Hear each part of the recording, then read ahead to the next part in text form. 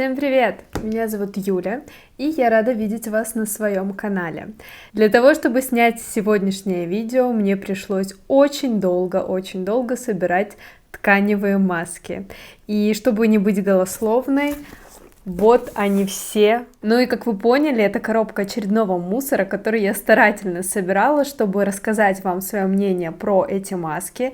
Иначе не получилось бы такого объемного и информативного видео. Надеюсь, что такой растерзанный вид этих масок вас не испугает, ну потому что они хранились у меня очень долго. Я просто собирала такую круглую цифру и хотела рассказать вам про 100 тканевых масок, о чем мы сегодня с вами поговорим. Если вы подписаны на мой инстаграм, то вы наверняка знаете, что я фанат масок, и практически через день, иногда даже каждый день я делаю какую-нибудь тканевую новую маску.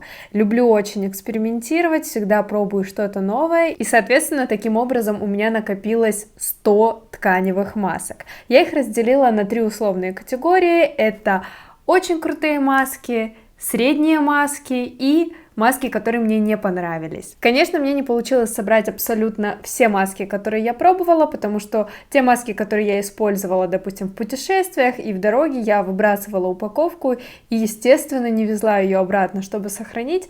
Это те маски, которые я использовала дома. Ну и давайте, чтобы не терять время, буду быстро и конструктивно рассказывать про каждую маску. Я их скомпоновала. Чтобы видео не получилось очень долгим, я буду тезисно рассказывать про каждую маску, про ее особенности, то, что мне понравилось в ней или нет. И давайте прежде всего скажу, что у меня комбинированная кожа, кожа склонная к высыпаниям, и, соответственно, от тканевой маски я жду увлажнения, я жду снятия покраснений, и, конечно же, я жду, чтобы не было жирного блеска на лице, то есть была нормальная, комфортная кожа. Если у вас немного другие запросы, то, возможно, какие-то маски вам подойдут, а какие-то не подойдут. Здесь, конечно, нужно отталкиваться от типа кожи и ваших запросов от тканевой маски. Иногда мне нужно маску применить для того, чтобы просто проснуться, и как раз-таки для этого подходят маски из категории средних и обыкновенных. Но все-таки хочется начать с масок, которые мне очень понравились по тем или иным критериям, и давайте я про них расскажу. Первая маска от бренда Hue, это маска для проблемной кожи, она мне попалась в какой-то коробочке с набором масок. Хоть она и не такая известная, она действительно снимает покраснения, хорошо работает с проблемной кожей, и мне понравилось ее действие. Также маска от Apyu с медокосасидом,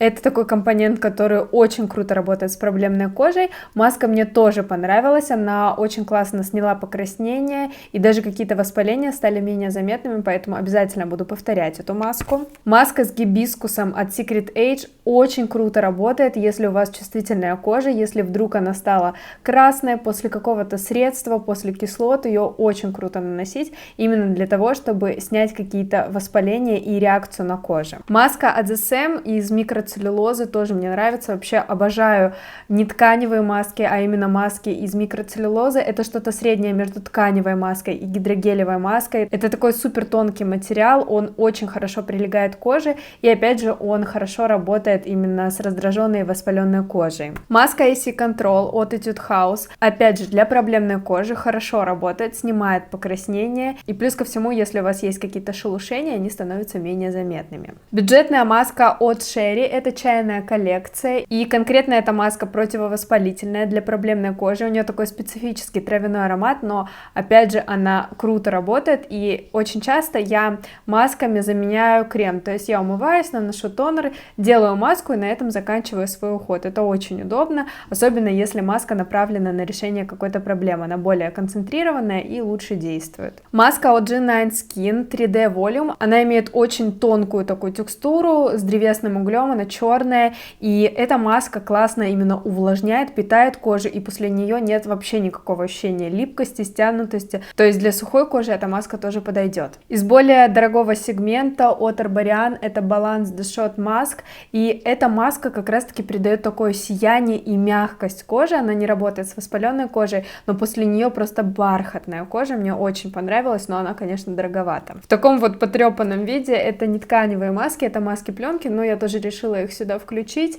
Это бренд Double Dare OMG, это трехступенчатый уход, направленный на разные типы кожи, но лично на моей коже они приблизительно одинаково работают, они хорошо и очищают, и увлажняют, и питают кожу. Очень классные маски, и большим плюсом вот таких вот пленочных масок является, что они легко снимаются с кожи, они не просто сдираются с верхним слоем вашей кожи и не выдирают волосы на лице. В общем, эти маски мне очень нравятся, но они не совсем бюджетные, но очень красиво выглядят, прям такие инстаграмные маски. Обожаю бренд Japan Gels, я надеюсь, я правильно называю, это японские маски, и особенно мне понравилось комплексно использовать. Допустим, в такой упаковке идет 7 масок, то есть каждый день вы используете маску, и действительно есть видимый результат, тон кожи выравнивается. Эти маски дают прям реально видимый эффект, они хорошо выравнивают тон кожи и даже немного с текстурой работают, поэтому вот такие маски обязательно, если увидите, особенно если со скидками, то надо брать. Маска желе осветляющая от бренда I'm Sorry for My Skin,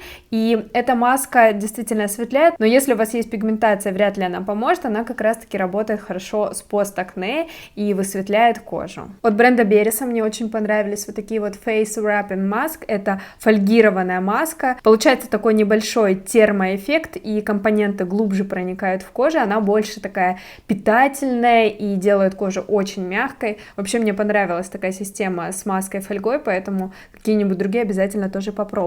Отдельная моя любовь — это пузырящиеся маски, например, вот такие от Бериса. Единственное, что эта маска наносится только на нижнюю часть лица, она хорошо за счет вот этих вот пузырей и очищает, и питает кожу, потом вы умываетесь, смываете эту пену, и в принципе больше ничего не хочется наносить, потому что кожа напитанная, мягкая и очищенная. Я особо не вижу разницы между вот этими видами, для меня они работают приблизительно одинаково. Очень крутая гидрогелевая маска от бренда Елизавека, вот так она выглядит, и после нее кожа прям какая-то идеальная становится. Я, в принципе, люблю гидрогелевые маски, но это меня прям удивило, потому что я увидела какой-то прям явный результат после ее использования. Очень мне понравилось и обязательно повторю. Питательная маска от Frudia с гранатом. Я ее использовала, когда у меня очень сухая кожа, вот когда начинается сезон отопления, она классно работает. И что самое главное, для питательной маски она не оставляет какой-то липкости на лице, что часто бывает с подобными масками. От Шери также приятно удивили вот такие маски Black Magic, они на черной основе, тканевая основа с древесным углем, и здесь две пузырящиеся маски, они в принципе приблизительно одинаково работают,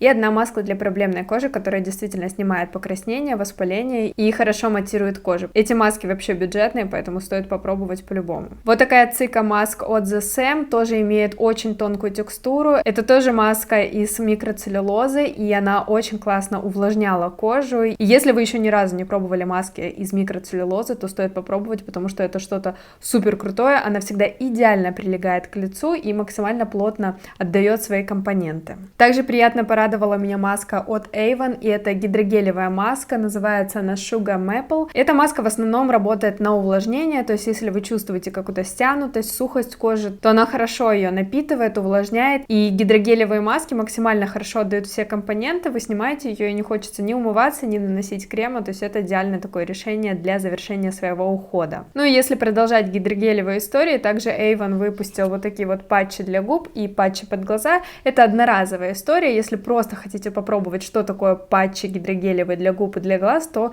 начните с вот этих, а потом уже можно купить корейские в таком большом формате, где много различных патчей. Я пробовала очень много различных патчей под глаза, и могу отметить, что вот эти достойные и хорошо и увлажняют, и немного даже осветляют эту область. Корейский салонный бренд Fao, и пробовала тоже маску из микроцеллюлозы. Она идет с экстрактом тыквы, и я вам скажу, что эта маска действительно немного осветляет пигментацию, поэтому это очень круто, и не все маски так делают. Я осталась довольна ее работой. Также приятная увлажняющая гидрогелевая маска от бренда Keto. Его тоже можно приобрести в любых сетевых магазинах. Это очень доступная такая недорогая марка, и если вам нужно какое-то увлажнение, то попробуйте вот такую гидрогелевую маску. Абсолютно новый для меня корейский бренд, называется он Hello Skin, и попробовала две вот такие маски. Они, в принципе, достаточно нейтральные, но хорошо питают и увлажняют кожу, мне понравилось. Безумно понравился вот такой многоступенчатый недельный курс масок от бренда Костра. К сожалению, они сейчас сняты с производства, поэтому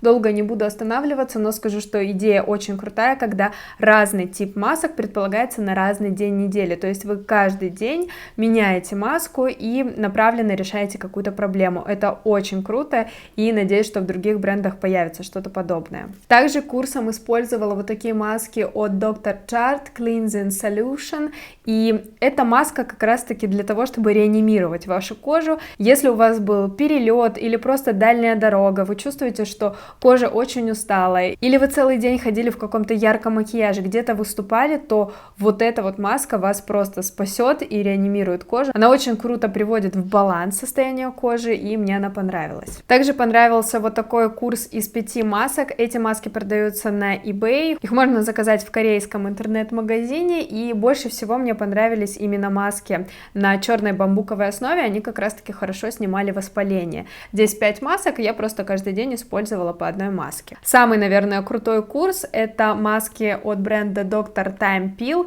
и действительно, если вы используете вот эту вот упаковку, здесь 7 масок, ваша кожа преображается, у вас именно какие-то крупные воспаления становятся менее заметными. Меня эта маска спасла в путешествии, когда я не брала с собой какие-то специализированные средства, начались высыпания, за 7 применений просто все прекратилось, и кожа стала нормально выглядеть, поэтому это просто спасение, это вот действительно лечебная маска. И еще 2 таких набора масок, которые меня просто удивили, это тоже бренд Double Dare OMG, и это серия Jet, то есть эта серия рекомендуется использовать прямо в самолете, но я этого не делала, я сейчас отошла от того, чтобы использовать вообще какой-то уход в самолете, я эти маски применяла сразу после перелета, и действительно кожа прям оживает. Вот это те маски, которые дадут прям видимый результат. Я даже писала отдельную статью про эти маски, если вам интересно, то я ссылочку оставлю внизу, почитайте, но эти маски круто реанимируют кожу именно после перелета. Ну что, закончили с теми масками, которые мне очень понравились, сейчас буду рассказывать про нейтральные. Я долго не буду на них останавливаться, потому что для меня нейтральная маска — это маска, которая просто увлажняет, когда у вас немного суховатая кожа,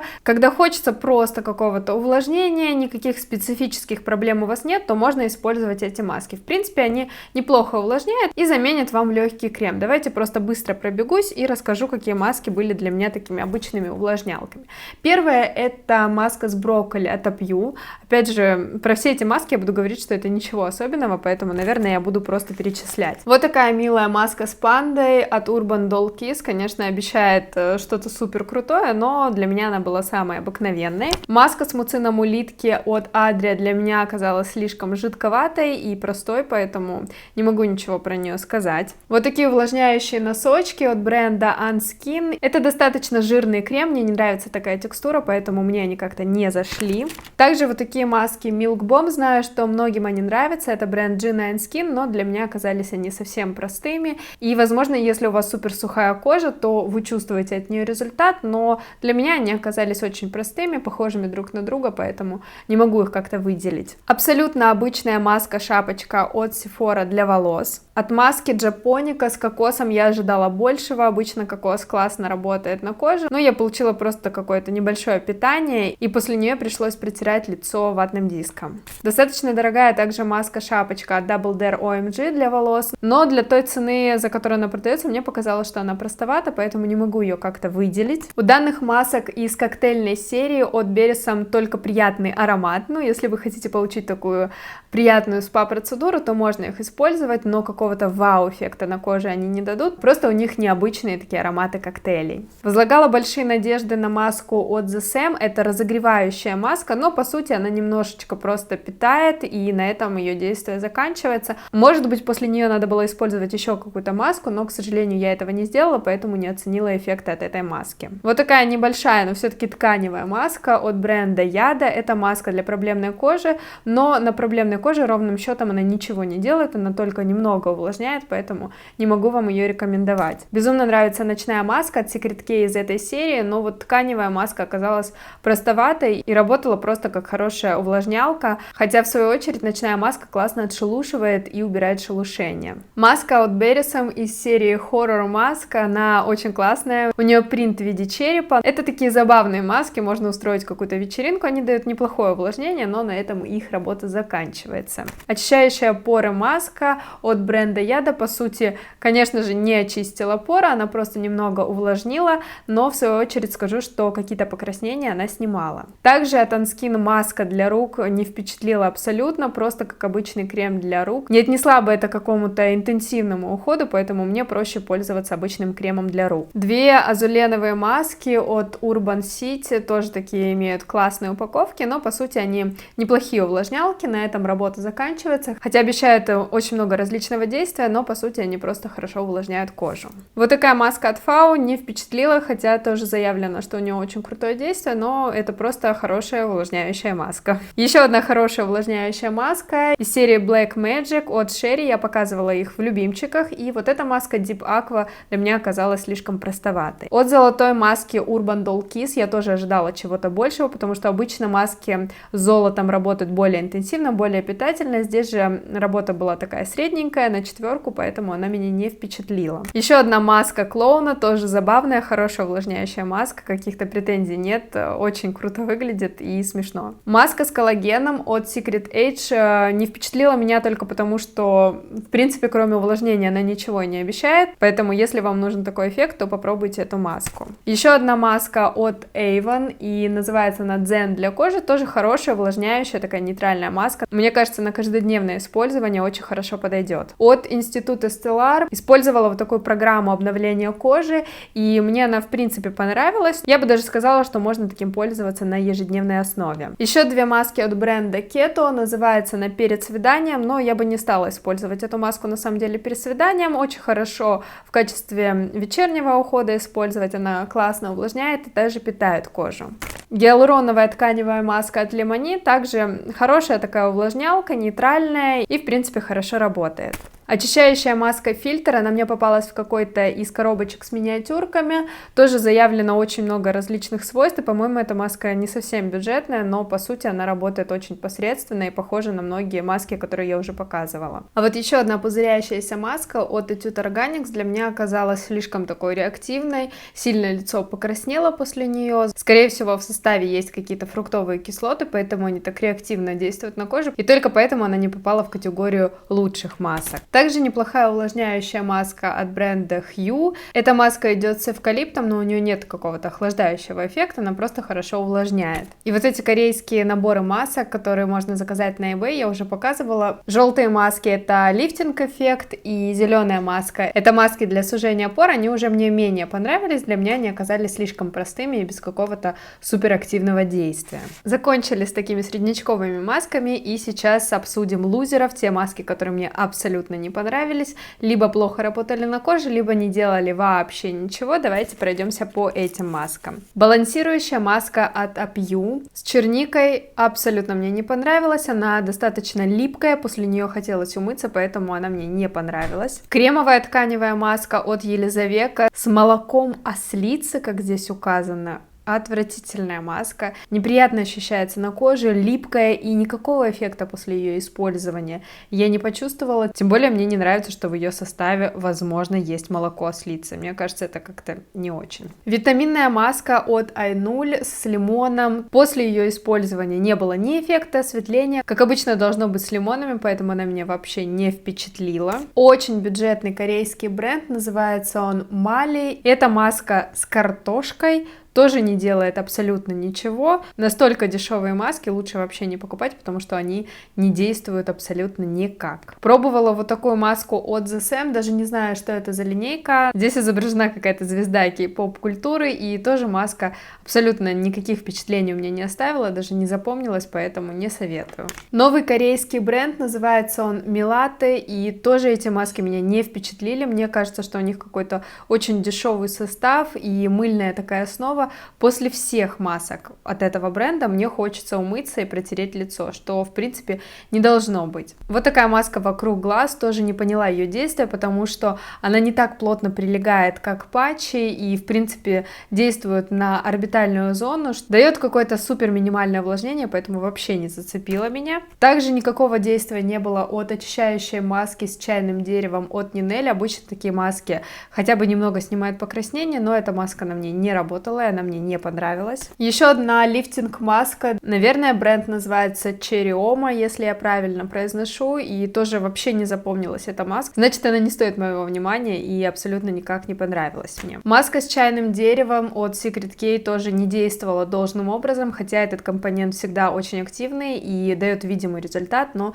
эта маска никак себя не проявила на моей коже, поэтому мне не понравилась. Еще одна маска от бренда Mali с коэнзимом. Тоже абсолютно то же самое, что и маска с картошкой, никакого эффекта. От бренда Vilenta у них тоже есть семиступенчатые маски, и конкретно вот эта маска совпадает с воскресеньем, тоже никак меня не впечатлила, никаких эмоций не вызвала, поэтому разочарование. Маска, которая должна очищать и сужать поры от бренда Яда, тоже меня не впечатлила, она очень липкая, у нее в составе есть мед, и действительно хочется потом умываться после этой маски, прям такая липкая и неприятная кожа. Тоже бюджетная маска из серии SLT, это Unskin, и тоже маска не действует и даже не дает увлажнения, поэтому не стоит вашего внимания. Маска с медом от Secret K, опять же, была слишком липкая, поэтому она мне не понравилась. Маска с 24-каратным золотом от Елизавека тоже слишком липкая, и у многих масок бренда Елизавека какая-то липкая основа, мне кажется, что это неправильно, я люблю